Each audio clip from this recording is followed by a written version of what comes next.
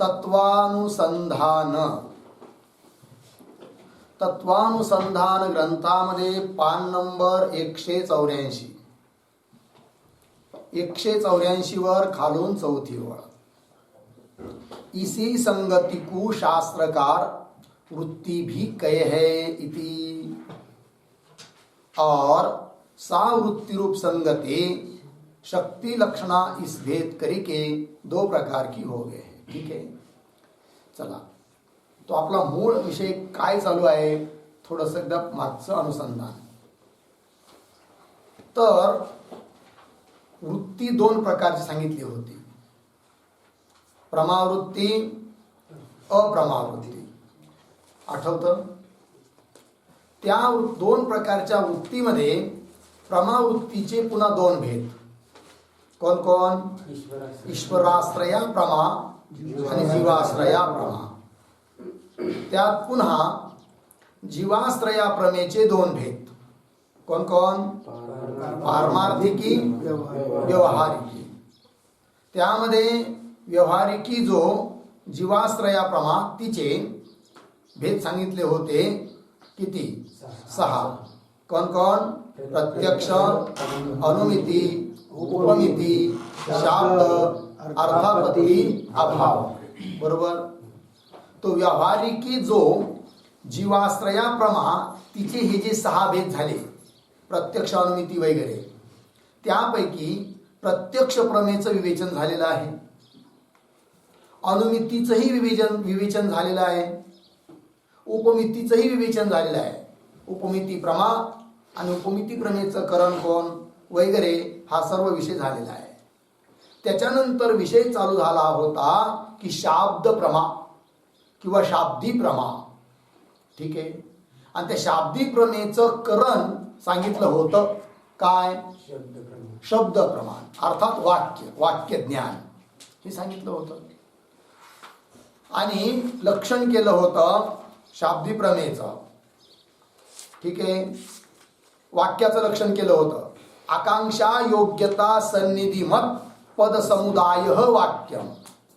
आकांक्षा, योग्यता आणि सन्निधी आणि युक्त असा जो पदांचा समुदाय त्याला वाक्य म्हणतात. आणि अशा प्रकारचं वाक्य आहे करण ज्या प्रमेचं, तिला म्हणायचं काय? शाब्दी प्रमा. लक्षणच केलं होतं. वाक्यकरणिका प्रमा, शाब्दी प्रमा. वाक्य आहे करण जिचं, तिला म्हणायचं काय? शाब्दी प्रमा. मग वाक्यही सांगितलं, वाक्याचंही लक्षण झालं, शाब्दी प्रमेचंही लक्षण झालं. पण यावर पूर्वपक्षी शंका केली होती पूर्वपक्षाने. अशा प्रकारचं वाक्य जर शाब्दी प्रमेसाठी करण आहे असं तुम्ही म्हणता, तर अव्युत्पन्न पुरुषाने जर वाक्य ऐकलं तर त्याला सुद्धा त्या वाक्य श्रवणापासून शाब्दी प्रमा उत्पन्न व्हायला पाहिजे. पण होते का? नाही. अव्युत्पन्न पुरुषाला म्हणजे व्युत्पन्न पुरुष आणि अव्युत्पन्न पुरुष काय भानगड आहे? तर अमुक पदाचा अमुक अर्थ आहे असं ज्याला ज्ञान असतं त्याला म्हणायचं व्युत्पन्न पुरुष. ठीक आहे. आणि अमुक पदाचा काय अर्थ हे ज्याला माहिती नाही त्याला काय म्हणायचं? अव्युत्पन्न पुरुष. समजा एखादा मनुष्य आहे, त्याला अमक्या पदाचा अमका अर्थ माहिती नाही म्हणजे अव्युत्पन्न पुरुष आहे, आणि त्याने जर वाक्य ऐकलं तर त्याला त्या वाक्यापासून शाब्दबोध उत्पन्न होतो का? शाब्दी प्रमा उत्पन्न होते का? नाही होत. आणि जर वाक्यकरण आहे तर अव्युत्पन्न पुरुषाने ऐकलेलं जे वाक्य, त्या ऐकलेल्या वाक्यापासून त्याला सुद्धा शाब्दी प्रमा उत्पन्न व्हायला पाहिजे अशी शंका. कुणाची? पूर्वपक्षाची. लागलं एवढं? ही झाली पूर्वपक्षाची शंका. त्यावर उत्तर दिलं होतं सिद्धांत्यांनी. काय उत्तर दिलं होतं?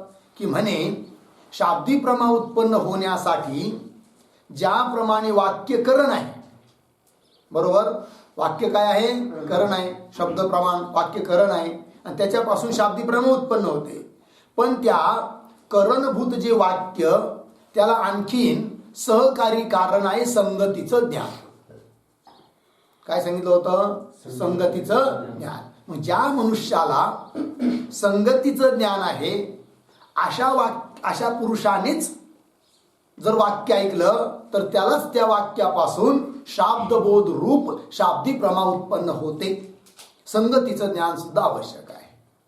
म्हणजे संगती संगती संगती काय आहे हो, तर संगतीचंही लक्षण केलं होतं. काय बरं, पद पदार्थ यो हो स्मार्य स्मारक भाव संबंध संगती.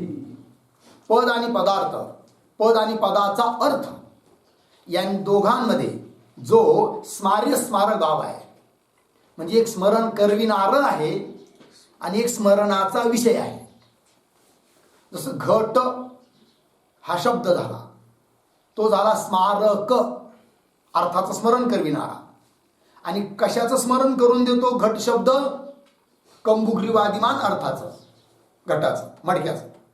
आणि म्हणून तो अर्थ झाला काय, स्मार्य. मग विषय आणि शब्द या दोघांमध्ये संबंध आहे, त्याचं नाव स्मार्य स्मारक संबंध आहे की नाही. तर पद आणि पदार्थामध्ये असलेला जो स्मार्य स्मारक भाव संबंध त्यालाच म्हणतात संगती. बरोबर आहे की नाही. म्हणजे अमक्या पदाचा अमुक अर्थ आहे हे ज्याला माहिती आहे, म्हणजे त्या संबंधाचं ज्ञान झालं आहे, संगतीचं ज्ञान झालं आहे, त्या संगतीला शास्त्रामध्ये वृत्ती म्हटलेलं आहे. पण ही शब्दाची वृत्ती आपण जे वरून विस्तार करत आलो की नाही, वृत्ती दोन प्रकारची. तर ती वृत्ती म्हणजे अंतःकरणाचा परिणाम स्वरूप वृत्ती, प्रमा अप्रमा. आता ही जी संगतीरूप वृत्ती आहे ही शब्दाची वृत्ती आहे. तर शब्दाची वृत्ती देखील दोन प्रकारची आहे. कोण कोण, एक शक्ती वृत्ती, एक आहे लक्षणावृत्ती. पान नंबर 184 वर खालून चौथी वळ, तिथून सुरू होत आहे आता आजचा विषय. सापडलं का. इसी संगती को शास्त्रकार वृत्ती भी कहे, या संगतीलाच काय म्हणतात, वृत्ती. आता अर्थ शंकेचं उत्तर काय झालं मग, वृत्ती सहित, म्हणजे वृत्तीचं ज्ञान ज्याला आहे, म्हणजे काय, अमुक पदाचा अमुक अर्थ आहे असं ज्ञान ज्याला आहे, अशा मनुष्याने जर वाक्य ऐकलं तर त्या ऐकणाऱ्या पुरुषाला काय उत्पन्न होतो, बोध उत्पन्न होतो, शाब्दबोध, शाब्दी प्रमा उत्पन्न होते. लागला. म्हणजे संगतीचं ज्ञान सुद्धा आवश्यक आहे. संगती म्हणजेच वृत्ती, शब्दाची वृत्ती. आणि ती शब्दाची वृत्ती दोन प्रकारची आहे. पंक्ती पहा, इसी संगति को शास्त्रकार वृत्ती भी कहे है इति. और सा वृत्तिरूप संगति, वृत्तिरूप संगति दोन प्रकारची, शक्ती लक्षणा, इस भेद करके या भेदाने दो प्रकार की हो गए. तर शब्दाची वृत्ती किती प्रकार झाली, दोन. कोण कोण, शक्ती वृत्ती, लक्षणा वृत्ती. म्हणजे का हो तुम्ही दोनच भेद का सांगितले, कारण अन्य शास्त्रकारांनी शब्दाची वृत्ती काय, वृत्ती सांगत असताना तीन भेद केलेले आहेत. म्हणजे कोणते ते तीन भेद आहे बरं, सांगतात. यद्यपि अन्य शास्त्रोविषय, अन्य शास्त्रामध्ये शक्ती, गौणी, लक्षणा इस भेद करके सा वृत्ती तीन प्रकार की कथन करी है की नाही. किती प्रकारची वृत्ती सांगितलेली आहे, तीन. कोण कोण, शक्ती वृत्ती, गौणी वृत्ती आणि लक्षणा वृत्ती. इस भेद करके सा वृत्ती तीन प्रकार की कथन करी है. तथापि इहा, इहा म्हणजे इथं या शास्त्रात किंवा वेदांत शास्त्रामध्ये इहा ता गौणी वृत्ती का लक्षणा विषय अंतर्भाव मानिके सा वृत्ती दो प्रकार की कथन करी है. परंतु वेदांत शास्त्रामध्ये गौणी वृत्ती स्वतंत्र न मानता, जैसे साहित्यिकांनी गौणी वृत्ती पण मांडलेली आहे, तसं इथं गौणी वृत्ती आम्ही मानत नाही. गौणी वृत्तीचा अंतर्भाव, गौणी वृत्ती म्हणजे गुणाला घेऊन वृत्ती, सिंहो देवदत्त इत्यादी ठिकाणी असं मानले जाते गौणी वृत्ती. तर त्या गौणी वृत्तीचा आम्ही अंतर्भाव करतो म्हणे कशामध्ये बरं, हा लक्षणावृत्तीमध्ये दिलंय नाही तर. तथापि ह्या गौणी वृत्ती का लक्षणाविषयी, लक्षणाविषयी म्हणजे लक्षणावृत्तीमध्ये अंतर्भाव मानिके, अंतर्भाव मानून सा वृत्ती दो प्रकार की कथन करी. तर दोन प्रकारची वृत्ती झाली. मग कोण दोन प्रकार, मग आता शक्ती वृत्ती, लक्षणावृत्ती. अब ता दो प्रकार की वृत्ती विषय प्रथम शक्ती वृत्ती का निरूपण करे है. ठीक आहे ना. आता त्या दोन प्रकारची जी वृत्ती आहे, शक्ती वृत्ती आणि लक्षणावृत्ती, त्यापैकी पहिली जी आहे शक्ती वृत्ती, तिचं निरूपण करायला सुरुवात करतात ग्रंथकार. अब तो दो प्रकार की वृत्ती विषय प्रथम शक्ति वृत्ति का निरूपण करे. तहा पद पदार्थ हो वाच्य वाचक भाव संबंध शक्ति ही बोला. हा, पद आणि पदाचा अर्थ या दोघांमध्ये एक संबंध असतो. त्या संबंधाचं नाव आहे वाच्य-वाचक भाव संबंध. अर्थात त्या दोघांपैकी एक वाच्य असतो आणि एक वाचक असतो, आहे की नाही. दोन मध्ये संबंध असतो. जसं मुलगा आणि बाप यांच्यातही संबंध असतो. कोणता? जन्यजनक भाव संबंध. त्यात एक जन्य उत्पन्न होणारा आणि एक उत्पन्न करणारा जनक. तसं इथं पद आणि पदाचा अर्थ यांच्यातही संबंध आहे, पण तो कोणता? वाच्य-वाचक भाव. त्यात एक वाच्य आहे आणि एक वाचक आहे. तर वाच्य कोण? वस्तू. पदाचा अर्थ वस्तू, ती वाच्य. आणि त्या वस्तूचा जो शब्द आहे, त्या वस्तूला सांगणारा शब्द ज्याचं उच्चारण करतो आपण मुखातून, तो शब्द झाला वाचक. जसं पुस्तक हा शब्द आहे, हा झाला वाचक, आणि ही वस्तू झाली वाच्य. अशा प्रकारे पद पदार्थ हो वाच्य-वाचक भाव संबंध शक्ती. ठीक, अर्थ यह पद पदार्थ इन दोनों का जो वाच्य-वाचक भाव संबंध है ताका नाम शक्ती आहे. शक्ती म्हटलं की शक्ती म्हटलं काय सांगायचं? वाच्य-वाचक भाव संबंधाला शक्ती असं म्हणतात. उदाहरण देऊन सांगतात. जैसे घटपद तथा घटरूप अर्थ दोनों का वाच्य-वाचक भाव संबंध आहे. तर घट हे पद झालं, घकार अकार टकार आकार पद, आणि त्याचा अर्थ घागर कंबुग्रीवादिमान वस्तू, तो झाला वाच्य. चला, जैसे घटपद तथा घटरूप अर्थ दोनों का वाच्य-वाचक भाव संबंध आहे. तहा घटपद तो वाचक है. पद हे हमेशा काय असतं? वाचक. और घटरूप अर्थ वाच्य है. तहा म्हणजे मग का हो, ठीक आहे, आता वाच्य कोण असतो, अर्थ असतो हे कळालं, शब्द वाचक असतो हेही कळालं, पण त्याची व्याख्या करा.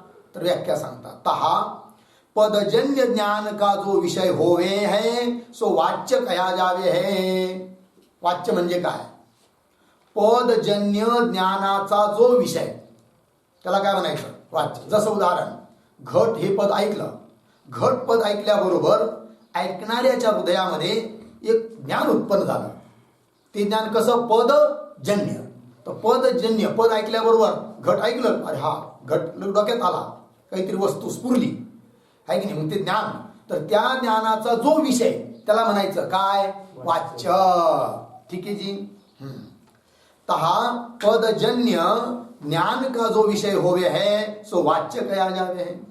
और पदार्थ के स्मृति का जो जनक होवे है की नाही, पदार्थाच्या स्मृतीचं.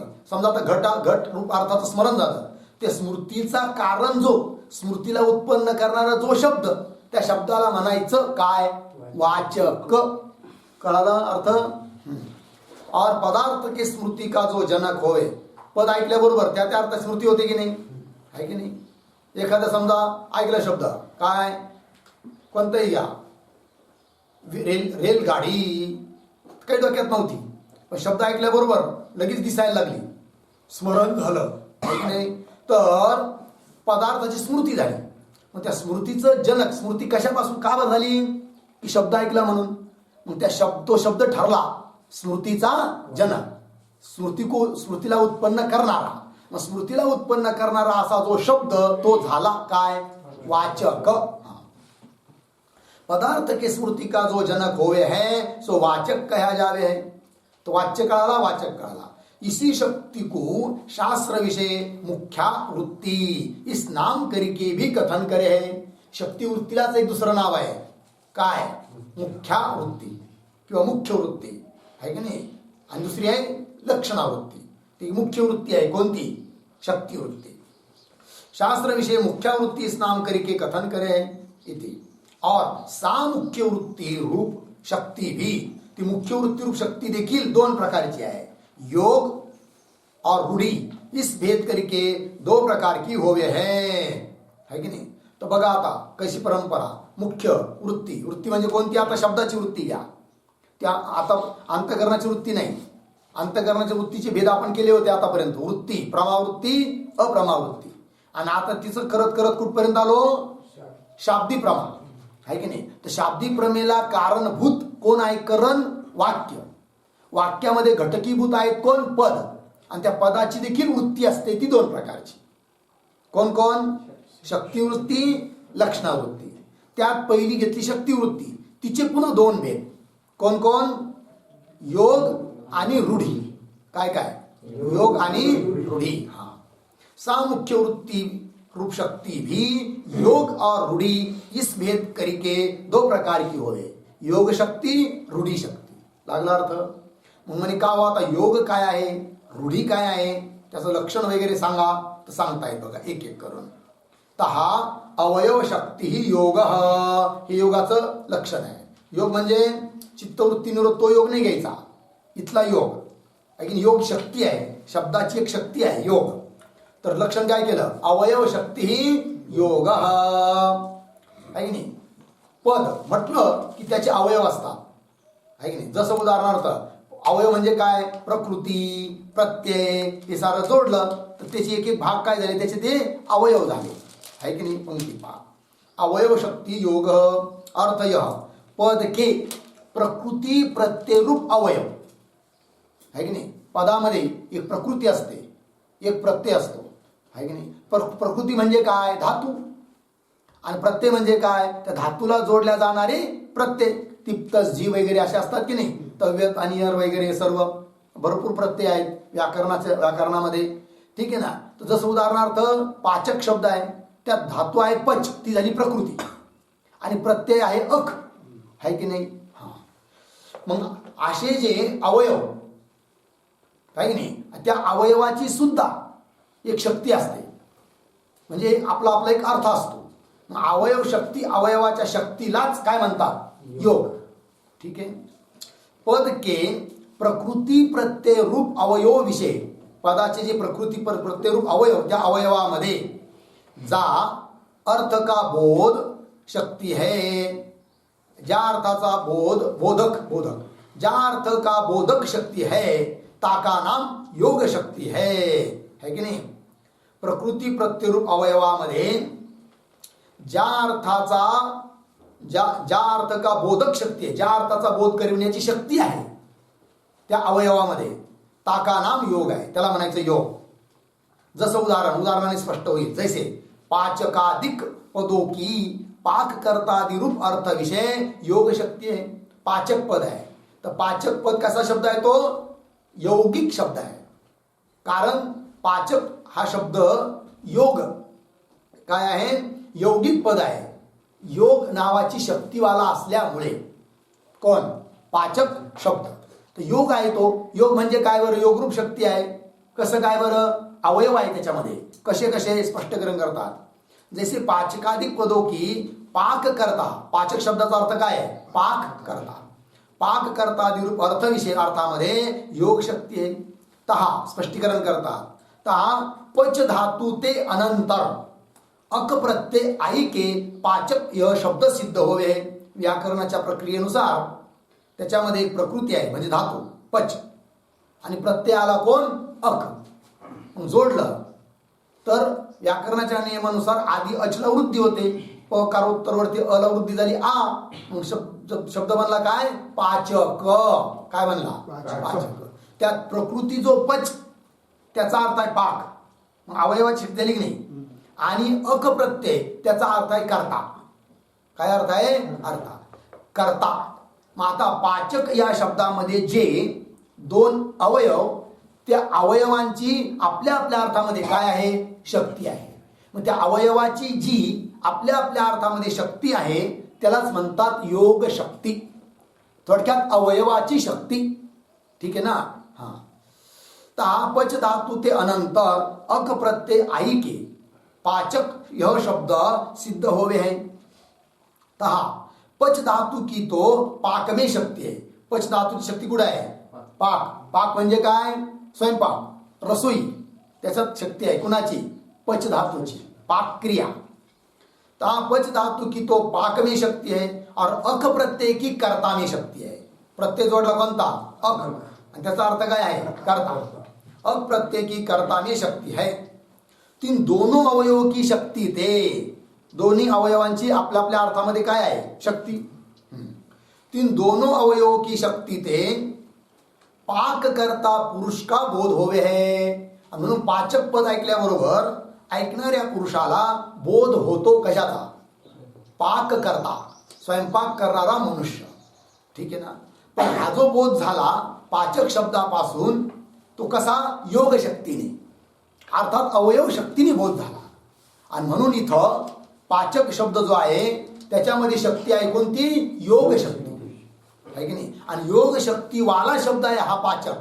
म्हणून या शब्दाला म्हणायचं यौगिक पद.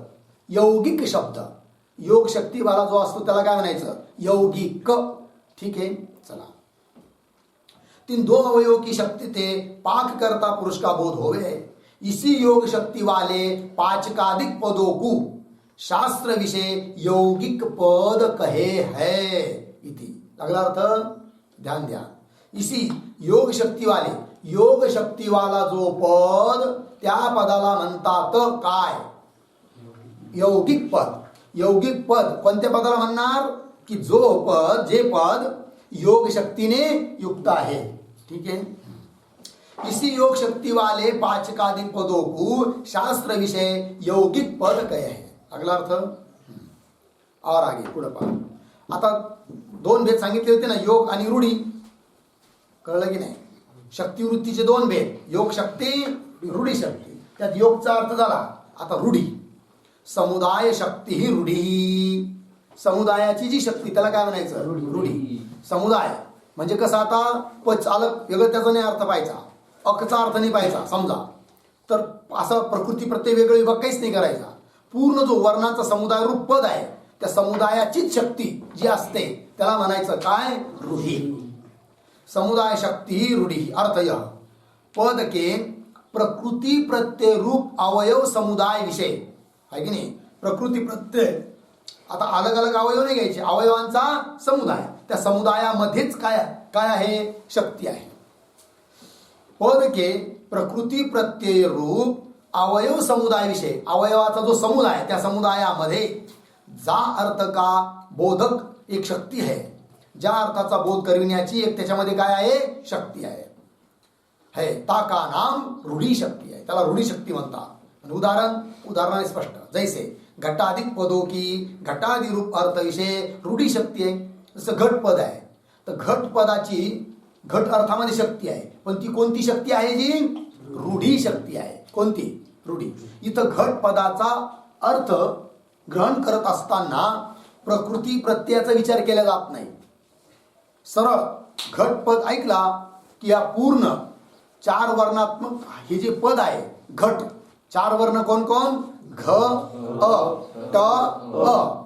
हा जो एक समुदाय आहे त्या समुदायाचीच शक्ती आहे कंबुग्रीवादिमान अर्थामध्ये, मडक्यामध्ये. म्हणून ही कोणती शक्ती झाली? रूढी आहे की नाही. अनादिकालापासून ही रूढी शक्ती चालवत आलेली आहे की अमुक पदाचा अमुक अर्थ, ही रूढी शक्ती झाली. ठीक आहे. काही व्याकरणाच्या द्वारे शब्द सिद्ध होतात, त्याचा प्रकृती प्रत्ययाचा विचार केला जातो. म्हणून ते शब्द कोणते? यौगिक शब्द, योग शक्ती वाले असल्यामुळे. अर्थ पद के प्रकृती प्रत्यय रूप अवयव समुदाय विषय, अवयवाचा जो समुदाय त्याच्यामध्ये ज्या अर्थ का बोधक एक शक्ती आहे, अर्थाचा बोधक, अर्थाचा बोध करणारी एक शक्ती त्याच्यामध्ये आहे समुदायामध्ये. ताका नाम रूढी शक्ती आहे. जैसे घटाधिक पदों की घटादि रूप अर्थ विषय रूढी शक्ती आहे. लागला अर्थ? चला. इसी रूढ़ी शक्ति वाले पदों को शास्त्र विषय रूढ़ पद कहे है. लागला अर्थ? चला. रूढ़ी शक्ती वाला जो पद त्याला काय म्हणायचं? रूढ पद. काय जी? रूढ पद. आणि योग शक्ती वाला जो पद त्याला काय म्हणायचं? यौगिक पद. तर पदाचे किती भेद झाले? दोन. कोण कोण? यौगिक पद, रूढ पद. शक्ती किती झाली? दोन. कोण कोण? योग शक्ती, रूढी शक्ती. योग आणि रूढी हे शक्ती आहेत आणि यौगिक हे पद आणि रूढ हे पद. बरोबर. इसी शक्ति वाले पदों को शास्त्र विषय रूढ़ पद कहा है इति. यहाँ नैयायिक सा शक्ति योग रूढ़ी, योग रूढ़ी, यौगिक रूढ़ी इस भेद करी के चारही प्रकार की माने है.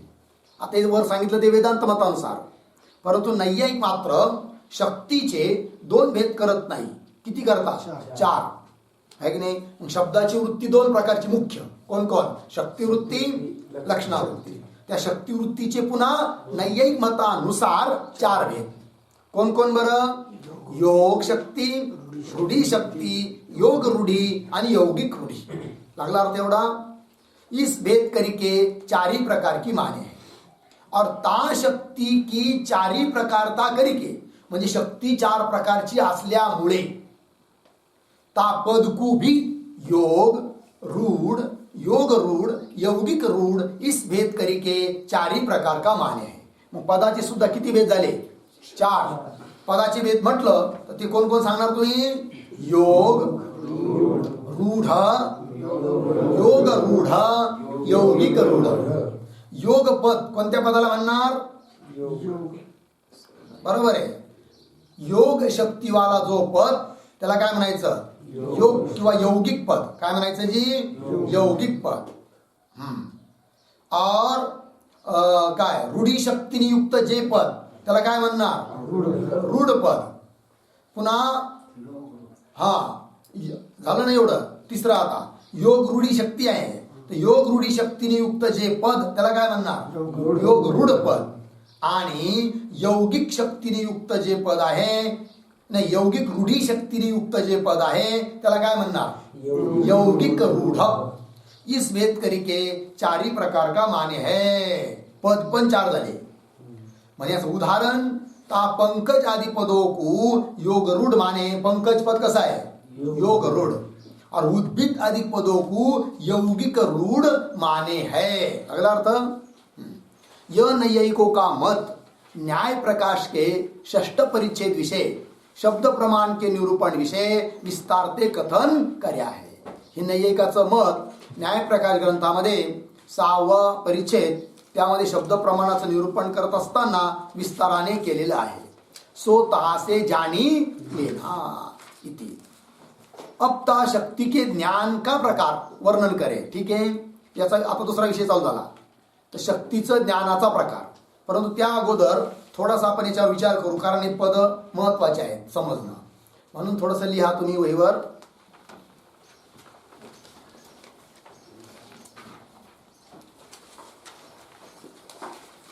पदाची शक्ती. कागद द्यायला नाही, कागदावर लिहायचा. पदाची शक्ती. वह्या आणला पाहिजे.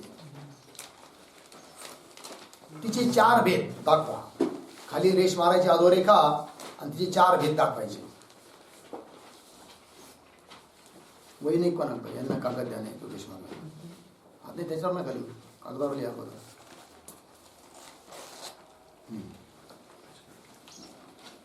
या पदाची शक्ती, तिची 4 भेद दाखवा. नंबर 1 योग. नंबर 2 रूढी. नंबर 3 योग रूढी. नंबर 4 यौगिक रूढी. यौगिक रूढी. हे झालं. किती भेद झाले शक्तीचे? 4. कोण कोण? शक्तीचे 4 भेद कोण कोण? योग शक्ती, रूढी शक्ती, योग रूढी शक्ती आणि यौगिक रूढी शक्ती.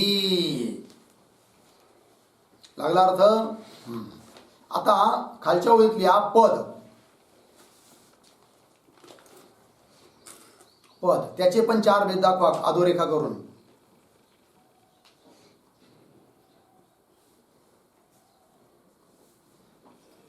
ठीक आहे. वर पद लिहिलं की नाही? पद या शब्दाच्या पुढे कंसात लिहा उक्त शक्ति से युक्त. उक्त शक्ति से युक्त पद भी 4 प्रकार के है. पद भी 4 प्रकार के. कंस बांध. आता 4 प्रकार कोण कोण आहेत लिहा. नंबर 1 यौगिक पद. यौगिक पद. नंबर 2 रूढ पद. रूढ पद. नंबर 3 योग रूढ पद. योग रूढ पद. नंबर 4 यौगिक रूढ पद. यौगिक रूढ पद. ठीक. पहिला नंबर 1 काय लिहिलं? यौगिक पद. त्याच्या खाली उदाहरण लिहा. पाचक. यौगिक पद याच्या खाली उदाहरण म्हणून लिहा पाचक. नंबर 2 रूढ पद आहे की नाही, त्याच्या खाली उदाहरण म्हणून लिहा घट. अर्धविराम वृक्ष, मठ इत्यादी. पुढे 3 नंबर योग रूढ पद 3 नंबरवर आहे ना, त्याच्या खाली उदाहरण लिहा पंकज. पंकज. त्याच्यानंतर नंबर 4 वर जे आहे यौगिक रूढ पद, त्याच्या खाली उदाहरण म्हणून लिहा उद्भिज. उद्भिद.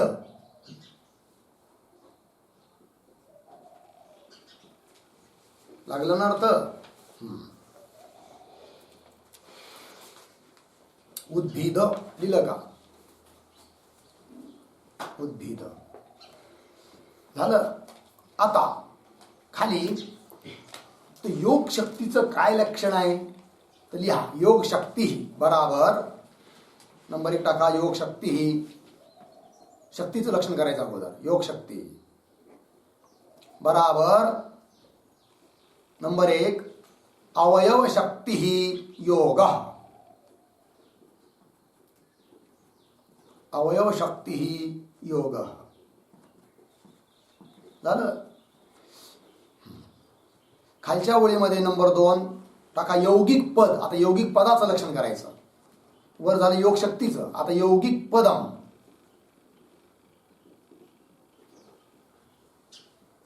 ठीक. यौगिक पदम पुढे बराबर नंबर 1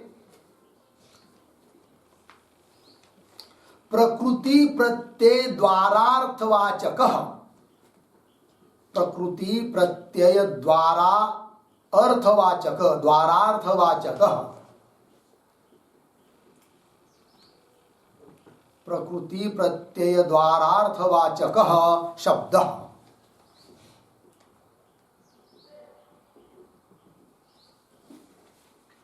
पूर्णविराम कंसात लिहा केवल. केवल योग शक्ति से अर्थ का प्रतिपादक. केवल योग शक्ति से अर्थ का प्रतिपादक. अर्थ का प्रतिपादक पद यौगिक पद कहलाता है. यौगिक पद कहलाता है. उदाहरण पाचक. पाचक झालं. आता अर्थ समजून घ्या याचाच एकदा, नंतर रूढीचं लिहू. तर योग शक्ती म्हणजे काय? अवयव शक्तीलाच काय म्हणायचं? योग.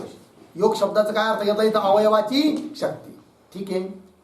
आता यौगिक पद काय आहे मग तर त्याचंही लक्षण केलं. तर प्रकृती प्रत्यय द्वारा, प्रकृती प्रत्ययाच्या माध्यमाने अर्थाचा वाचक जो शब्द त्याला म्हणायचं पद. कोणतं पद? यौगिक पद. ठीक. तेच लिहिलं पुढं. केवल योग शक्ती से, योग शक्तीच्या द्वारे अर्थाचा प्रतिपादक जे पद त्या पदाला म्हणायचं काय? यौगिक पद. उदाहरण दिलंय काय? पाचक. त्याच्यामध्ये 2 अवयव आहे पच आणि अक. पचचा अर्थ आहे पाकक्रिया, अकचा अर्थ आहे करता, आणि दोन्ही मिळून अर्थ आला मग काय? पाक करता. पण पाक करता हा अर्थ पाचक शब्दातून आला, पण कसा आला? अवयवाच्या शक्तीने. म्हणून पाचक हे पद कसं आहे? यौगिक पद आहे. काय आहे जी? यौगिक पद आहे. पाचक म्हटलं की अमुक एक नाम देवदत्त नावाचाच पाचक असं काही आहे का? नाही. जो स्वयंपाक करीत त्याला काय म्हटलं जातं? पाचक. अवयवाच्या शक्तीवरून तो अर्थ निघून येतो. म्हणून पाचक हे पद कोणतं आहे? यौगिक पद आहे. का बरं? योग शक्तीने त्याचा अर्थ घेतला जातो. योग शक्ती म्हणजे अवयव शक्ती. बरोबर जी? हे झालं आता योग शक्ती आणि यौगिक पदाचं चिंतन. आता पुढचा नंबर 2 काय आहे? रूढी शक्ती आणि रूढ पद याचा विचार करायचा. त्यात पहिले रूढी शक्तीचं लक्षण लिहा. रूढी शक्ती बराबर नंबर 1 समुदाय शक्ती ही रूढी ही. समुदाय शक्ती ही रूढी ही. एक लक्षण झालं. त्याचं दुसरं लक्षण घ्या अजून. नंबर 2 अवयवार्थ निरपेक्षत्वे सती. अवयवार्थ निरपेक्षत्वे सती. अवयवार्थ निरपेक्षत्वे सती. पुढे समुदाय अर्थोपस्थापकत्वम. समुदायार्थोपस्थापकत्वम. समुदाय त्याला जोडायचं या करायचं अर्थोपस्थापकत्वम. अर्थोपस्थापकत्वम रूढित्वम.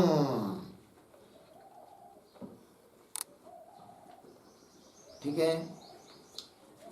कंसात अर्थ पण लिहा हिंदीतून. पद के प्रकृति प्रत्यय रूप. पद के प्रकृति प्रत्यय रूप अवयव समुदाय विषय. अवयव समुदाय विषय रही जो शक्ति है. रही जो शक्ति है सो शक्ति रूढ़ी शक्ति. सो शक्ति रूढ़ी शक्ति कही जावे है. कही जावे है. ठीक आहे. अर्थ बघा. तो रूढी शक्ती म्हणजे काय? समुदाय शक्ती रूढी. समुदायाची शक्ती आहे. समुदायात शक्ती आहे. अर्थात त्या पदातलं प्रकृती काय प्रत्येक काय हे पाहिल्या जात नाही. है की नाही? त्या समुदाय वर्णाचा जो समुदाय रूप शब्द आहे त्याच्यातच ती शक्ती आहे अर्थाचं ज्ञान करून देण्याची. म्हणून त्या शक्तीला कोणती शक्ती म्हणतात? रूढी शक्ती. समुदाय शक्ती रूढी. किंवा दुसरं लक्षण केलं अवयवार्थ निरपेक्षत्वे सती. त्या पदाचा अर्थ घेत असताना अवयवाच्या अर्थाची अपेक्षा करावी लागत नाही. तर अवयवार्थ निरपेक्षत्वे सती समुदाय अर्थोपस्थापकत्व. समुदायामध्येच अशी शक्ती आहे की अर्थोपस्थापकत्वम. समुदायामध्येच म्हणजे वर्णाचा जो समुदाय त्याच्यामध्ये अर्थोपस्थापकत्व आहे. अर्थाची उपस्थापना करणार अर्थोपस्थापकत्व रूप शक्ती आहे. तिलाच म्हणायचं काय? रूढी शक्ती. त्याचा अर्थ केला आहे पद के प्रकृती प्रत्यय रूप. म्हणजे प्रकृती प्रत्ययाचा अर्थ नाही घ्यायचा. प्रकृती प्रत्यय सारं मिळून समुदाय. समुदायात शक्ती आहे. तर प्रकृती प्रत्यय रूप अवयव समुदाय विषय. अवयवांचा जो समुदाय त्या समुदायामध्ये राहत असलेली विद्यमान जो शक्ती आहे सो शक्ती रूढी शक्ती कही जावे आहे. जसं घट शब्द आहे रूढी शक्ती आहे. त्याच्यामध्ये पट शब्द आहे, वृक्ष शब्द आहे, मठ शब्द आहे, कितीतरी आहे. लागला अर्थ. चला आता रूढ पदाची व्याख्या लिहा. रूढ पदम. रूढी शक्ती झाली तर रूढी शक्तीने युक्त जे असेल त्याला रूढ पद म्हणतात. तर त्याची व्याख्या रूढ पदम बराबर नंबर 1 संकेतयुक्त नाम. संकेतयुक्त नाम. नाम. दुसरी व्याख्या द्या. नंबर 2 प्रकृती प्रत्ययार्थम. प्रकृती प्रत्ययार्थम अनपेक्ष. अनपेक्ष समुदाय शक्त्यार्थ बोधक. समुदाय शक्त्या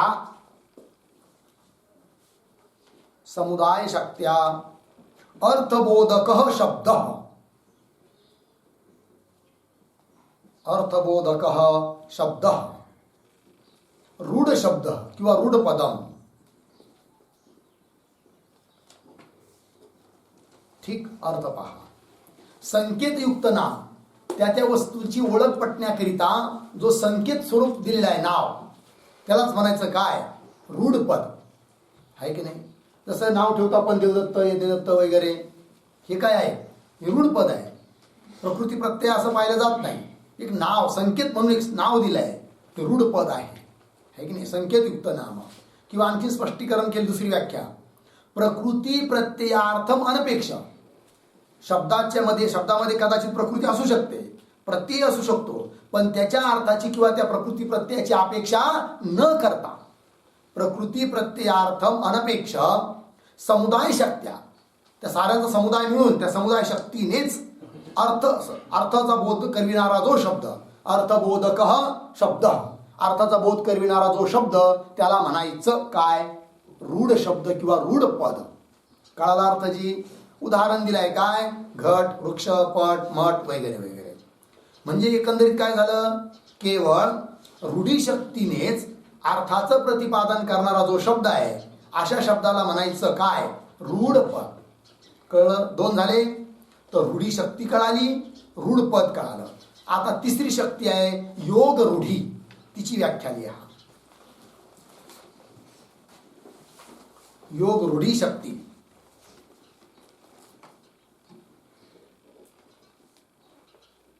योग रूढी शक्ती बराबर. नंबर 1, योगार्थ वृत्ती रूढी. योगार्थ वृत्ती रूढी. योग रूढी. योगार्थ वृत्ती रूढी, योग रूढी. ठीक, कंसात लिया. योग शक्ति के अर्थ में ही, योग शक्ति के अर्थ में ही रहने वाली जो रूढ़ी शक्ति है, रूढ़ी शक्ति है, उसको योग रूढ़ी कहते हैं. योग रूढ़ी कहते हैं. उदाहरण पंकज. ठीक, अर्थ पाहता झालं. काय लिहिली व्याख्या? योगार्थ वृत्ती रूढी. योगार्थ म्हणजे असा आता शब्द घेतला की त्या शब्दाचे जे अवयव, त्या अवयवातून जो अर्थ निघतो, अवयवाच्या शक्तीने जो अर्थ निघतो, त्याच अर्थामध्ये रूढीपण आहे. काय आहे? रूढीपण आहे. असा जो शब्द, त्याला म्हणायचं काय? योग रूढ शब्द. आणि त्याच्या ठिकाणी असणारी शक्ती योग रूढी शक्ती. कळलं? काय काय लिहिलं आहे? योगार्थ वृत्ती रूढी. म्हणजे योग म्हणजे अवयव, त्या अवयवाच्या अर्थामध्येच रूढीपण आहे. म्हणजे असा अर्थ की जे अवयवाने तो अर्थ बोधित होऊ राहिला आणि त्याच अर्थामध्ये रूढीपण आहे. तिथं जी शक्ती असते ती कोणती शक्ती? योग रूढी. काय म्हणायचं? योग रूढी. तेच दिलं आहे. योग शक्ती के अर्थ में रहने वाली जो रूढी शक्ती है, केवळ रूढी शक्ती नाही, योग योग योग शक्तीच्या अर्थामध्ये राहणारी रूढी, तिला नाव आहे, उसको योग रूढी कहते. उदाहरण पंकज. आता कसं? ध्यान द्या, समजून घेऊया. पंकज एक शब्द आहे आपल्यासमोर. पंकज शब्दाचा अर्थ होतो कमल, कमळाचं फूल. ठीक, आता कमळ हा अर्थ पंकज शब्दातून येऊ राहिला तर तो त्याच्या अवयवाचा पण अर्थ आहे. कसा? पंकात जायते इति पंकज. पंक म्हणजे चिखल, किचड. किचड से जो उत्पन्न होता है, कमलाचे कुठे उत्पन्न होतात? कमळ पाण्यात, चिखलात, आहे की नाही? तर पंकात जायते इति पंकज. तर अवयवाच्या शक्तीने जो अर्थ येऊ राहिला, कमळ रूप अर्थ, त्याच अर्थामध्ये लोकांमध्ये रूढ झालेला आहे पंकज शब्द. पंकज म्हटलं की लोक कमळच समजतात, म्हणजे रूढीपण आहे. मग योग शक्ती, योगाच्या द्वारे घेतला जाणारा जो अर्थ त्याच अर्थामध्ये रूढी पण आहे. म्हणून इथली शक्ती कोणती शक्ती आहे? योग रूढी. जर समजा इथं केवळ रूढी नाही मांडली, केवळ योग शब्द मानला, इथं योग शक्तीवाला यौगिक शब्द मानला, तर पंकज शब्दाने जसा कमळरूप अर्थ घेतला जातो तसा पंकज शब्दाने अन्य कुसुम, अन्य फुलंही घेतलं पाहिजे. मग पंकज शब्द ऐकल्याबरोबर लोकांना जसा कमळाचा बोध होतो तसा अन्य जी फुलं आहेत की जे चिखलातून उत्पन्न झालेले आहेत त्यांचा सुद्धा बोध व्हायला पाहिजे. केव्हा? जर केवळ योग शक्ती मानली, केवळ यौगिक पद मानलं तर. पण तसं होतं का? नाही. पंकज शब्द ऐकल्याबरोबर लोक अन्य फुलं असा अर्थ न घेता कमळच घेतात. याचा अर्थ रूढी पण आहे आणि त्याच अर्थामध्ये योग शक्ती पण आहे. मग योग शक्ती ज्या अर्थामध्ये आहे त्याच अर्थामध्ये रूढी पण आहे. म्हणून इथली शक्ती कोणती शक्ती झाली? योग रूढी शक्ती. काय झाली? योग रूढी शक्ती. आणि अशा योग रूढी शक्तीने युक्त जे पद त्याला म्हणणार तुम्ही काय? योग रूढ पद. असं पंकज पद आहे. कळलं? याच्यावर विश्लेषण लिहिण्याची गरज नाही ना. हिंदीतून मराठीतून अर्थ म्हणजे व्याख्या झालेली आहे, लिहिण्याची गरज नाही. किंवा लिहायचं तर लिहून घ्या, 2-3 गोष्टी होतील पण ध्यानात राहील. काय लिहा पुढं. पंकात जायते इति पंकज.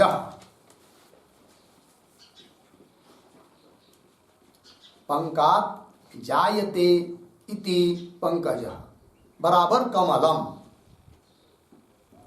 पूर्ण विराम. आगे. यहां पंकज शब्द की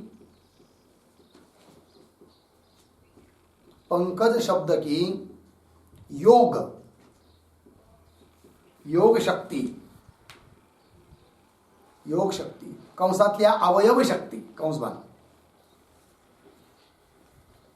योग शक्ती, त्याच्या पुढे कंसात लिहायचं अवयव शक्ती, कंसबाण. पुढे पहा. जिस कमल रूप अर्थ में है, जिस कमल रूप अर्थ में है, अर्धविराम, उसी कमल रूप अर्थ में, उसी कमल रूप अर्थ में रूढ़ी शक्ति भी है. रूढ़ी शक्ति भी है. अतः पंकज शब्द,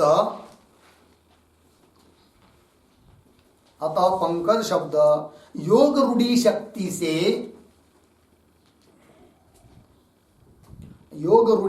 से युक्त होने ते योग रूढ़ शब्द है. योग रूढ़ शब्द है. पूर्ण विराम. पुढे. कमल रूप अर्थ का बोध, कमल रूप अर्थ का बोध पंकज शब्द के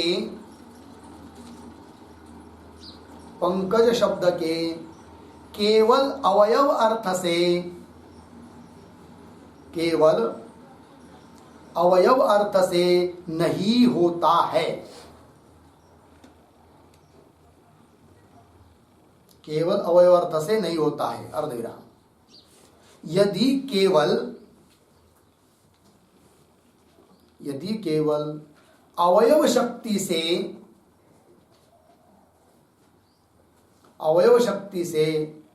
कमल का बोध होता तो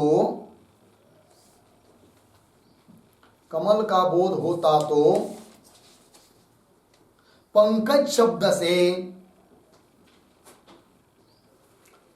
शब्द से अन्य कुसुमों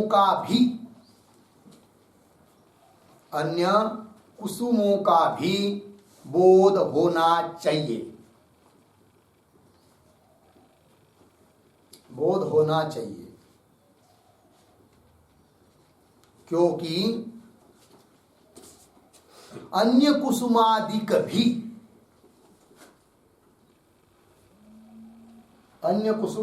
भी अन्य कुसुमादि भी पंख से उत्पन्न होते हैं, पंख से उत्पन्न होते हैं। अर्धविराम। किंतु पंकज शब्द से, किंतु पंकज शब्द से केवल कमल का ही, केवल कमल का ही ग्रहण किया जाता है, कमल का ही ग्रहण किया जाता है।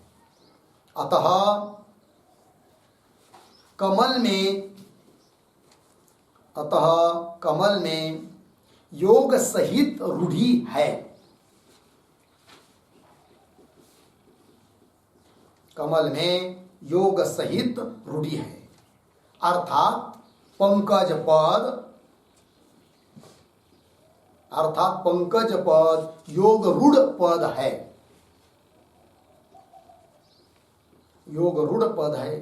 ठीक है जी, हो गया, स्पष्टीकरण हो गया, व्याख्या कर दिया पहले ही। अब चलिए आगे। अब योग रूढ़ी शक्ति की व्याख्या की, अब योग रूढ़ पद के बारे में लिखिए। योग रूढ़ पदम,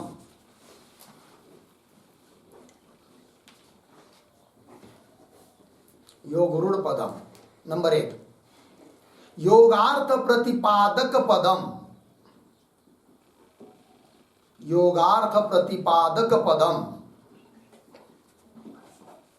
योगार्थ प्रतिपादक पदम योग रूढ़ पदम, योग रूढ़ पदम। नंबर 2 दूसरी व्याख्या, शास्त्र कल्पित, शास्त्र कल्पित अवयवार्थानुसंधान, अवयवार्थानुसंधान पूर्वक, अनुसंधान पूर्वक लिखा ना, शास्त्र कल्पित अवयवार्थानुसंधान पूर्वक समुदाय शक्त्यर्थ बोधक पदम,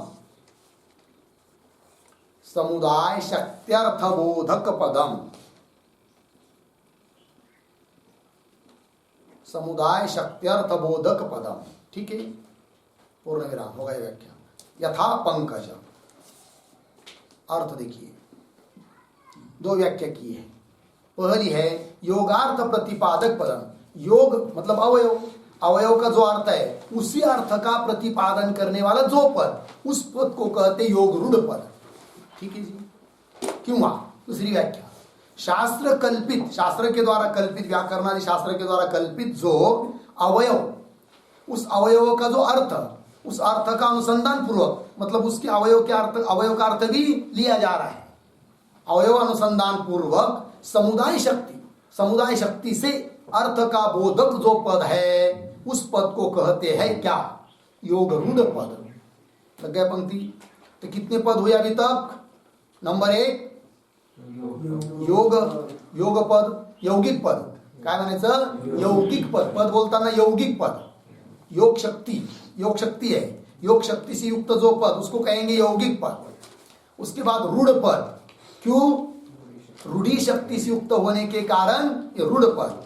और तीसरा पद है कौन सा? योग रूढ़ पद, क्यों? योग रूढ़ी शक्ति से युक्त होने के कारण यह योग रूढ़ पद है। लग गया अर्थ? अब चौथा, यौगिक रूढ़ पद को बताना है और उसमें रहने वाली शक्ति जो यौगिक रूढ़ी शक्ति उसको भी बताना है थोड़े में। तो लिखिए शक्ति, यौगिक रूढ़ी शक्ति, यौगिक रूढ़ी शक्ति। पहली शक्ति की व्याख्या, यौगिक रूढ़ी शक्ति बराबर नंबर 1 योगार्थ भिन्नार्थक वृत्ति रूढ़ी, योगार्थ भिन्नार्थक वृत्ति रूढ़ी, योगार्थ भिन्नार्थक वृत्ति, योगार्थ भिन्नार्थ वृत्ति रूढ़ी, ऐसा योगार्थ भिन्नार्थ वृत्ति रूढ़ी, यौगिक रूढ़ी। ठीक, दूसरी व्याख्या, पहिली झाली ना. योगार्थ भिन्नार्थ वृत्ती रूढी, यौगिक रूढी पहिली झाली. दुसरी अवयव समुदाय, अवयव समुदाय शक्त्यर्थोपस्थिती बोधे, शक्ति अर्थ ऐसा है, शक्त्यर्थोपस्थिति बोधे, उपस्थिति बोधे, अर्थोपस्थिति बोधे. आगे स्वातंत्रेण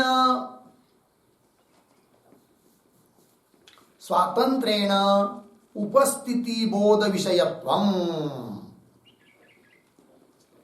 स्वातंत्रेण उपस्थिति बोध विषयत्वम. ठीक है, अर्थ देखिए भाई. तो योगा पहिली व्याख्या, योगार्थ भिन्नार्थ वृत्ती रूढी म्हणजे काय? सरळ आहे. योग म्हणजे अवयव, पद घेतलं, पदाचे जे अवयव, त्या पदाच्या अवयवाच्या द्वारे, अवयव शक्तीच्या माध्यमाने जो अर्थ प्रतीत हो रहा है वो अर्थ नहीं लिया जा रहा है, उससे भिन्न ही दूसरा कुछ अर्थ लिया जा रहा है, ऐसा जो शब्द, उसको कहेंगे क्या? यौगिक रूढ़ शब्द, क्योंकि उसमें शक्ति है यौगिक रूढ़ी शक्ति. बात पता चल रहा है कि नहीं? कैसा शब्द लिया? अपने अवयव के द्वारा, अवयव शक्ति से जिस अर्थ को बता रहा है, किंतु समुदाय से दूसरा ही अर्थ लिया जा रहा है, वो अर्थ नहीं लिया जा रहा है, उसको क्या कहेंगे? यौगिक रूढ़ी शक्ति. जो 3 नंबर में था उससे भिन्न है. उसमें क्या था? 3 नंबर में योग के द्वारा जो अर्थ लिया जा रहा था उसी अर्थ को बताया जा रहा था, पंकज. अब ऐसा नहीं है. योग मतलब उस पद के जो अवयव, उसके द्वारा जो अर्थ निकल रहा है वो नहीं लेना, उससे भिन्न ही दूसरा अर्थ लिया जाता है. उस समय उस शक्ति को कहते हैं क्या? यौगिक रूढ़ी. पंक्ति लगी. तो योगार्थ भिन्नार्थ, योग का जो अर्थ है उससे भिन्नार्थ में जो वृत्ति शक्ति है कि नहीं, उसको कहेंगे क्या? यौगिक रूढ़ी. दूसरी व्याख्या की है, अवयव समुदाय शक्ति अर्थोपस्थिति बोधे, है कि नहीं? अवयव की जो है कि नहीं, अवयव की जो शक्ति है उसके द्वारा अर्थ उपस्थित होने पर भी स्वातंत्रेण उपस्थिति बोध विषयत्व, स्वतंत्र रूप से अन्य अर्थ की उपस्थिति हो रही है, उस उपस्थिति का जो उपस्थिति रूप जो बोध, उसका जो विषय है, उसको कहेंगे यौगिक रूढ़ी शक्ति. लग गया? चलिए इसका अर्थ भी थोड़ा लिख देते आपको. योग शक्ति अर्थते, योग शक्ति अर्थते भिन्न अर्थ में विद्यमान, भिन्न अर्थ में विद्यमान जो रूढ़ी शक्ति है, जो रूढ़ी शक्ति है, ताका नाम यौगिक रूढ़ी है. यौगिक रूढ़ी है. जैसे उद्भिद पद की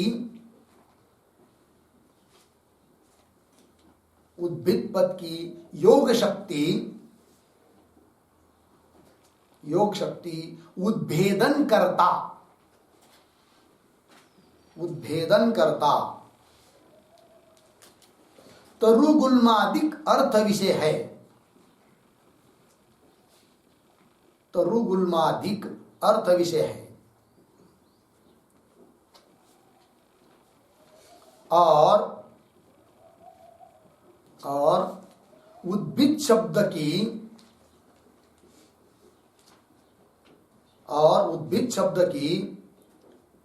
रूढ़ी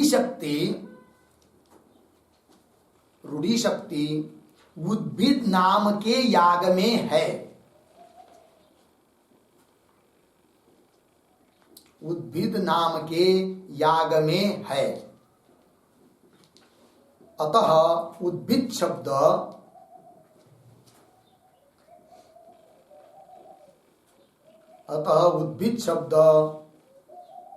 यौगिक रूढ़ी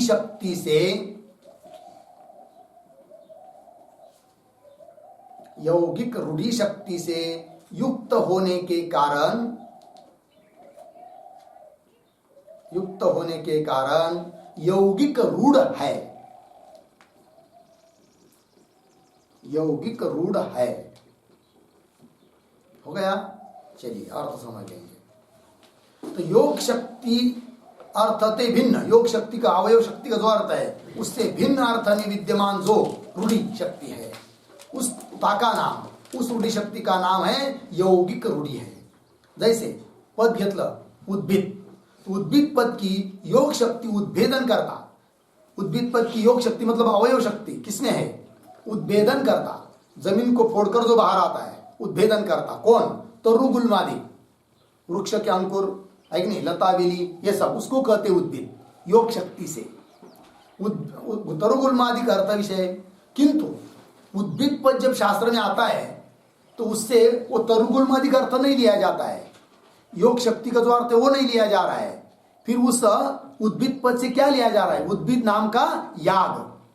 तो उद्भिद शब्द की रूढ़ी किसमें है? याग में। और उद्भिद शब्द की योग शक्ति किसमें है? तरुगुल्मादि में है।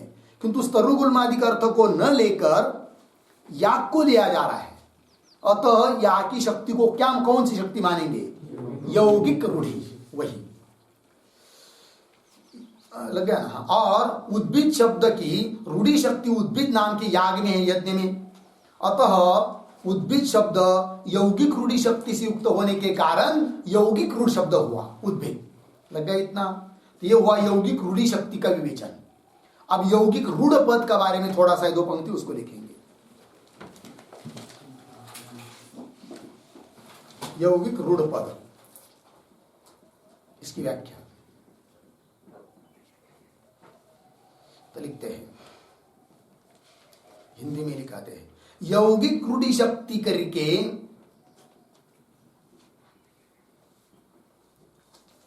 यौगिक रूढ़ी शक्ति करके भिन्न भिन्न अर्थ का प्रतिपादक,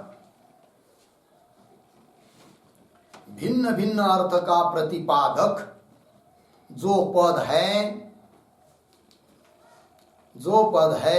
सो पद यौगिक रूढ़ कहा जावे है। यौगिक रूढ़ कहा जावे है। जैसे उद्भिद पद योग शक्ति से तरु का बोधक है, योग शक्ति से तरु का बोधक है, तरु मतलब पेड़, तथा रूढ़ी से याग का बोधक है, रूढ़ी से याग का बोधक है। अतः उद्भिद शब्द यौगिक रूढ़ है। अतः उद्भिद शब्द यौगिक रूढ़ है।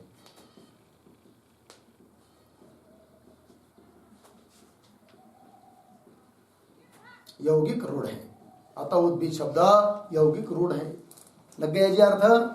हाँ, देखो भाई, तो यौगिक रूढ़ी शक्ति से शक्ति करके भिन्न भिन्न अर्थ का प्रतिपादक जो पद, उस पद को कहते यौगिक रूढ़। जैसे उद्भिद पद योग शक्ति से तरु गुल्मादिक का बोधक है और रूढ़ी शक्ति से याग का बोधक है। अतः उद्भिद यह पद कैसा हुआ? यौगिक रूढ़। लग गया जी? तो कितने पद हुए? 4। कौन कौन? यौगिक पद, रूढ़ पद, योग रूढ़ पद, यौगिक रूढ़ पद। और शक्ति भी कितनी प्रकार की हुई? 4। कौन कौन? योग शक्ति, रूढ़ी शक्ति, योग रूढ़ी शक्ति, यौगिक रूढ़ी शक्ति। बात समझ में आया जी? तो यौगिक पद का उदाहरण पाचक, रूढ़ पद का उदाहरण घटादि, और यौगिक रूढ़ पंकज आदि, आणि योग रूढ़ झाला पंकज आदि, और यौगिक रूढ़ उद्भिद आदि। भेद समझ में आया चारों का अलग अलग अंतर?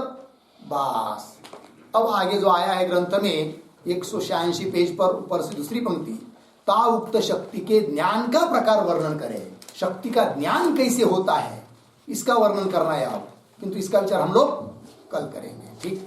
ओम पूर्णमदः पूर्णमिदं पूर्णात् पूर्णमुदच्यते पूर्णस्य पूर्णमादाय पूर्णमेवावशिष्यते। ओम शांति शांति शांति।